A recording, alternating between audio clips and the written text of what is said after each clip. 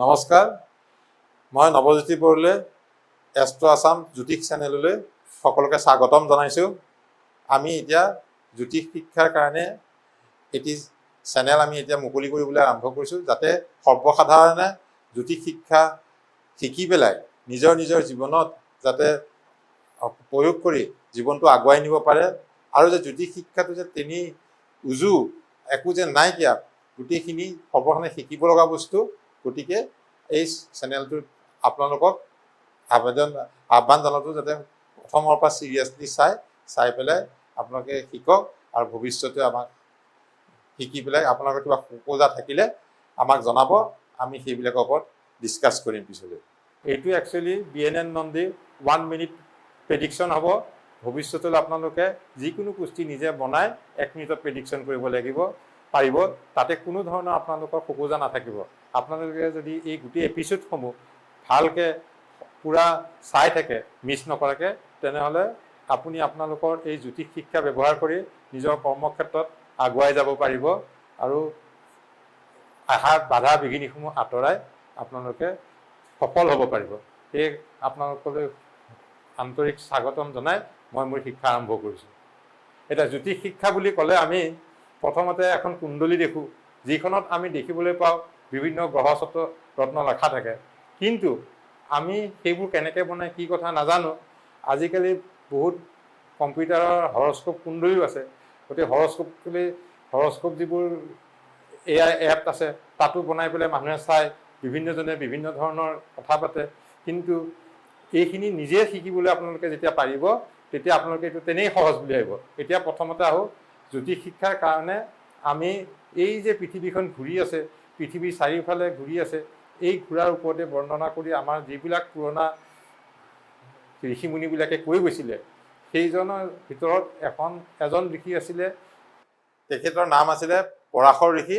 তেওঁৱে বৃহৎ পৰাশৰ হোৰা এখন লিখিছিল। তাৰ পৰাই আমাৰ প্ৰথম এনচিয়েণ্ট জ্যোতিষ চৰ্চা আৰম্ভ হয়, আৰু তেওঁ যিখন জ্যোতিষ বনাইছিল সেইখন বৃহৎ পৰাশৰী হোৰা হিচাপে কয়। আৰু সেই হোৰা হিচাপে আমি ইয়াতে এখন কালপুৰুষৰ চক্ৰ আঁকিম। সেই চক্ৰখনৰ পৰা আমি জনাম উত্তৰ-বংগ আৰু অসমত যিখিনি জ্যোতিষ শিক্ষা হয় সেইখিনি চক্ৰটো বেলেগ, আৰু নৰ্দাৰ্ণ ইণ্ডিয়াটো বেলেগ, আৰু চাউদাৰ্ণ ইণ্ডিয়া বেলেগ।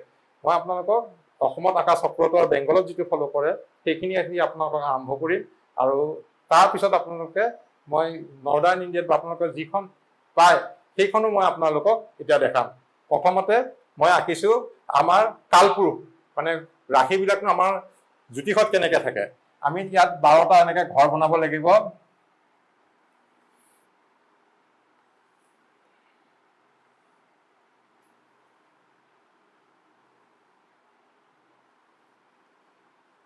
এই ঘৰবিলাকৰ প্ৰথমটো মেষ ৰাশি বুলি কওঁ, মেষ, সেইটো বেছিকৈ আমি লেখা নাই। ছেকেণ্ডটো আপুনি দেখিব বৃষ ৰাশি। এইটো আহিব আপোনাৰ মিথুন ৰাশি। এইটো আহিব আপোনাৰ কৰ্কট ৰাশি। এইটো আহিব আপোনাৰ সিংহ ৰাশি। এইটো আহিব আপোনাৰ কন্যা ৰাশি। এইটো আহিব আপোনাৰ তুলা ৰাশি। এইটো আহিব আপোনাৰ বৃশ্চিক ৰাশি। এইটো আহিব আপোনাৰ ধনু ৰাশি। এইটো আহিব আপোনাৰ মকৰ ৰাশি। এইটো আহিব আপোনাৰ কুম্ভ ৰাশি, আৰু এইটো আহিব আপোনাৰ মীন ৰাশি। এতিয়া এই ৰাশি চক্ৰখনৰ উপৰিও এই ৰাশিকেইটা এটা অধিপতি আছে, মানে এটা গ্ৰহ এইবিলাক ঘৰৰ অধিপতি। এই মেষ ৰাশিৰ অধিপতি হ'ল মংগল, বৃষৰ অধিপতি হ'ল শুক্ৰ, মিথুনৰ অধিপতি হ'ল বুধ, কৰ্কটৰ অধিপতি হ'ল চন্দ্ৰ, সিংহৰ অধিপতি হ'ল ৰবি, কন্যাৰ অধিপতি হ'ল আপোনাৰ বুধ, তুলাৰ অধিপতি হ'ল আকৌ শুক্ৰ, বৃশ্চিকৰ আপোনাৰ অধিপতি হ'ল মংগল, ধনুৰ অধিপতি হ'ল বৃহস্পতি, দেৱগুৰু বুলি কওঁ বৃহস্পতি, মকৰৰ অধিপতি হ'ল শনি, আৰু কুম্ভৰ অধিপতি হ'ল শনি, আৰু মীনৰ অধিপতি হ'ল আপোনাৰ বৃহস্পতি একৌ। এইটো বুজিলে? এই ৰাশি চক্ৰখনৰ প্ৰতিটো ৰাশিত আমাৰ 27টা নক্ষত্ৰ আছে। সেই নক্ষত্ৰবিলাক অশ্বিনী ভৰিণী এনেকৈ নক্ষত্ৰবিলাকো আপোনাৰ 3 ভাগ হয়। সেইখিনি আপোনালোকে পিছত গম পাব। মই আপোনালোকক শিকাম একচুৱেলি বৃহৎ পৰাশৰ সূৰাখনৰ বেছ কৰিয়ে আপোনালোকক মই শিকাম বৃহৎ ভিগু নন্দী ঋষিয়ে বনোৱা 1 মিনিট প্ৰেডিকশ্যন, নন্দী নাৰীৰ যিটো আমাৰ প্ৰেডিকশ্যন আছে সেইটো। এতিয়া আপোনালোকক এইখিনি শিকোৱাৰ মনতে গৈছে। এতিয়া যিখন আপোনালোকে এআইত পায় সেইখন চাউথ নৰ্থ ইণ্ডিয়ান এখন হেৰি পাব, চাৰ্ট পাব। এইখন এনেকে, এইখন চাৰ্টত আপোনাৰ এনেকে থাকিব।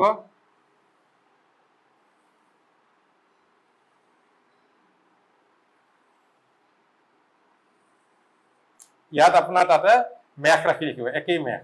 ইয়াত এইটো মেঘ কালপুৰুষৰ মতে, তাৰপিছত এইটো বৃষ, এইটো মিথুন, এইটো কৰ্কট, এইটো হ'ল আপোনাৰ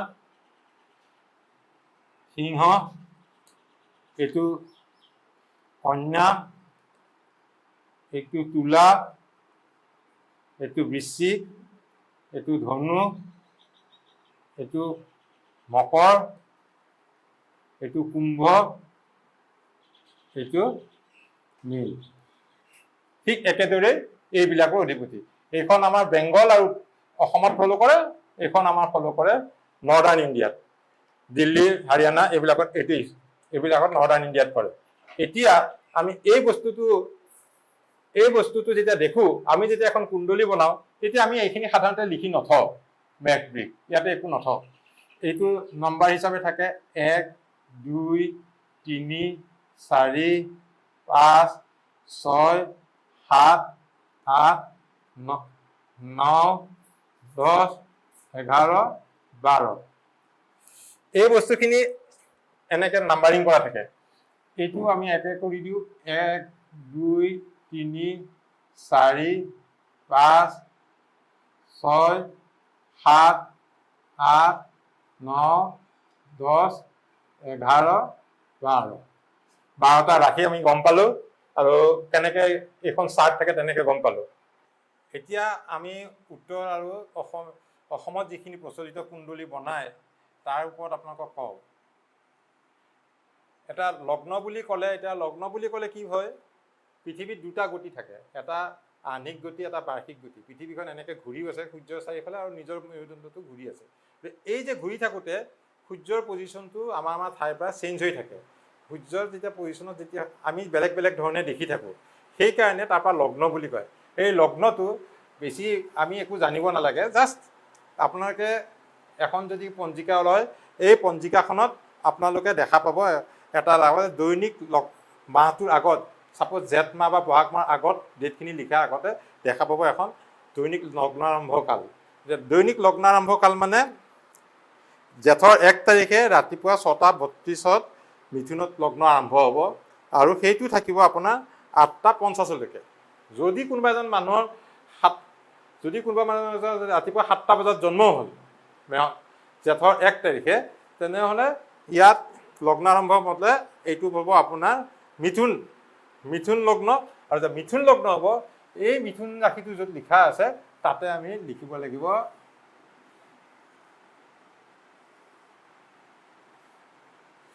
লগ্ন। বুজিলে নহয়? এতিয়া আপোনালোকে কি কৰিব, একেবাৰে সহজ। আপোনালোকে সেই 1 তাৰিখৰ যিটো ইয়াত লিখা থাকে, 1 তাৰিখে আপোনাৰ লিখা থাকোঁতে যি ছাইডত দেখা পাব ৰবি, চন্দ্ৰ, মংগল, এনেকে শুক্ৰ, ইয়াত চাব এটা শুক্ৰ 0 বুলি লিখা আছে। পঞ্জিকাত যেতিয়া লিখে তেতিয়া এই বস্তুটো 0 বুলি ধৰে। 0, 1, 2, 3 বুলি পেলাই 11লৈকে ইয়াত আনি থৈ দিয়ে। এইটো 0, এইখিনি 11, 0, 1, 2, 3 এনেকৈ এইটোৰ পৰা 1 কৰি দিয়ে। সেইটো পঞ্জিকাত লিখা থাকে, গতিকে আপোনালোকে সেইটো কনফিউজ হ'ব নালাগে। ইয়াতে দেখা আছে, মই এতিয়া এইখনত যোনখন 1 তাৰিখে লিখা আছে যে শনি শুক্ৰ 0ত আছে। শুক্ৰ 0ত আছে মানে ইয়াতে শুক্ৰটো ইয়াতে আছে। শুক্ৰ এইটো থাকিলে মানে ভেনাছ বুলিও কয়, ভেনাছ। এতিয়া সেইটো এটা পালোঁ 0। আৰু ছেকেণ্ডত পালোঁ আপুনি ৰবি 1ত আছে। ৰবি তাৰমানে ইয়াত আছে। তাৰপিছত পালোঁ আমি চন্দ্ৰ 3ত আছে তাৰমানে 3 বুলি থাকিলে এইটো 1 এইটো 0 ধৰিছো নহয় 1 2 3 ইয়াত চন্দ্ৰ তাৰপিছত আপুনি মংগল লিখা আছে 11 তাৰমানে মংগল ইয়াত আছে তাৰপিছত লিখা আছে ইয়াতে বুধ লিখা আছে 0 তাৰমানে 0 শুক্ৰ 0 বুধো 0 বুধ মানে মাৰ্কিউৰি এইটো বুধো ইয়াতেই আছে তাৰপিছত আপুনি পাব ইয়াতে শনি 10 নম্বৰ শনি 10 বুলি ক'লে ইয়াত আছে আৰু ৰাহু আমি জ্যোতিষত ৰাহু কেতুকো দেৱতা হিচাপে গণ্য কৰোঁ ছায়া গ্ৰহ বুলি ভাবোঁ এইটো ৰাহু আছে 11 ইয়াতে ৰাহু আছে আৰু কেতু আছে ইয়াতে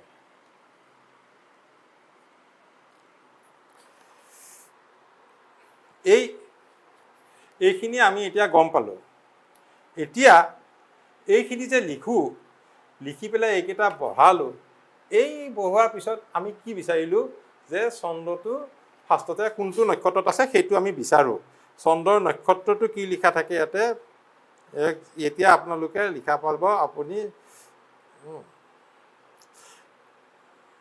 নক্ষত্ৰ অশ্লেষা অঞ্জিকাখনত লিখা থাকিব নক্ষত্ৰ অশ্লেষা মানে চন্দ্ৰ অশ্লেষা নক্ষত্ৰত আছে এইটো অশ্লেষা নক্ষত্ৰত আছে হা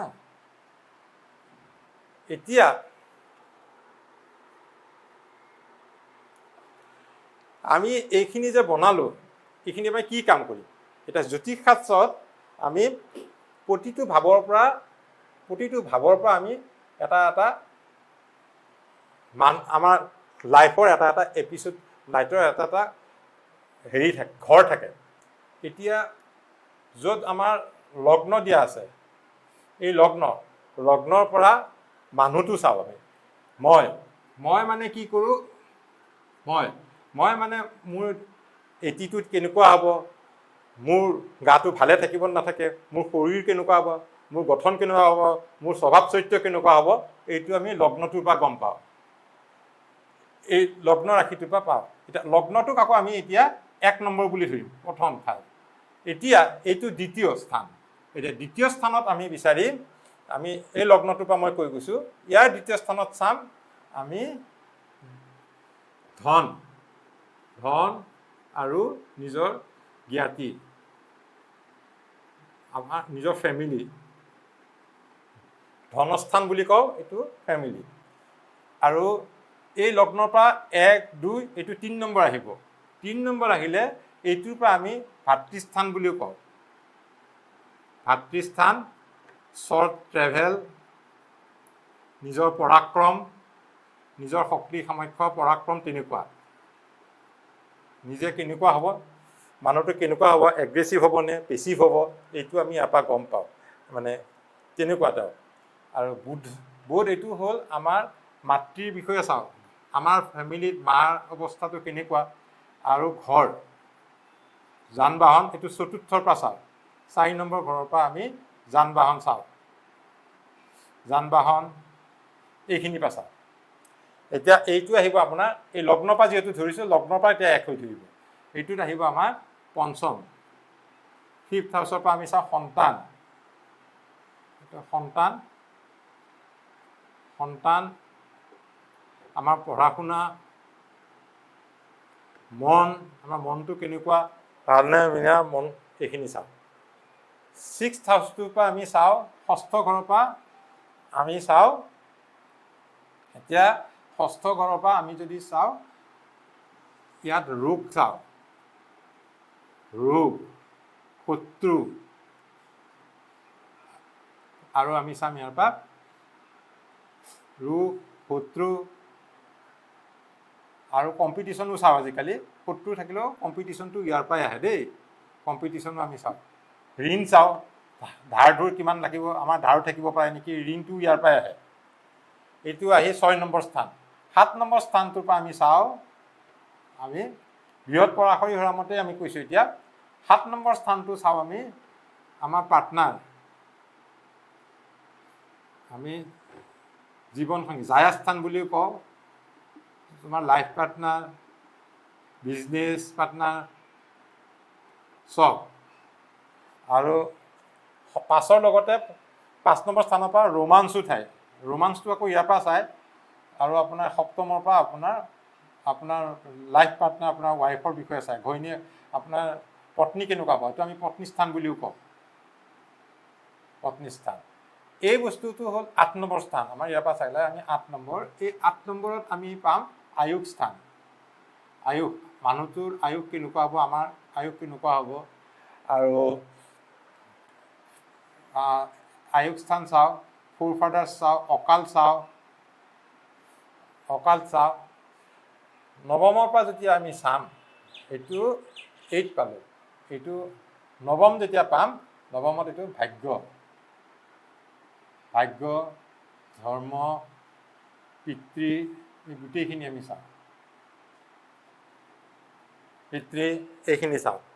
তাৰপৰা মংগল, এইটো আছে 10ম স্থান, এইটো হ'ব আমাৰ কৰ্মস্থান। আমি কি কাম কৰি খাম, কি কাম কৰিলে আমি জীৱনত উন্নতি কৰিব পাৰিম, কি কামটো মোৰ চুইটেবল, এইটো আমি কৰ্মস্থানৰ পৰা চাম। আৰু এইটো হ'ল একাদশ স্থান, এইটো হ'ল আমাৰ আয়স্থান। ইল্ডাৰ ব্ৰাদাৰ, ডাঙৰ ভাই, ককায়েক। আৰু এই 8ম স্থানৰ পৰা শহুৰেকৰ ঘৰো চাই দেই, মোৰ শহুৰেক কেনেকুৱা হ'ব, মোৰ শাহুৰ কেনেকুৱা, শাহুৰ এইবিলাকৰ চাই 8মৰ পৰা চায়। আকৌ এই আই স্থানৰ পৰা আমি ডে টু ডে আই কেনেকুৱা হ'ব। তাৰপিছৰ পৰা ৰবিয়ে, এতিয়া এইটো হ'ল 12 নম্বৰ স্থান। 12 নম্বৰ স্থানৰ পৰা আমি চাওঁ, এইটো আপোনাৰ চাওঁ মানে ব্যয় স্থান, এইটো ব্যয় স্থান বুলি কয়। বিদেশ ভ্ৰমণো কিন্তু ইয়াৰ পৰা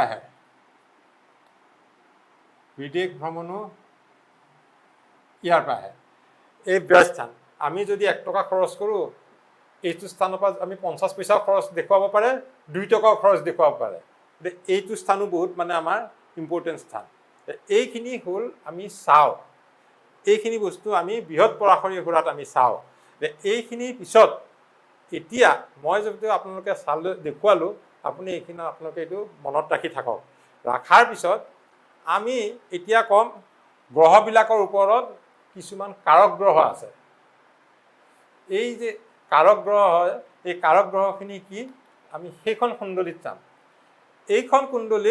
এইখন যদি আমি চাওঁ জন্মকুণ্ডলীত, এতিয়া 1 নম্বৰ মেষ আছে, তাত মংগল আছে, মংগল গ্ৰহটো অধিপতি।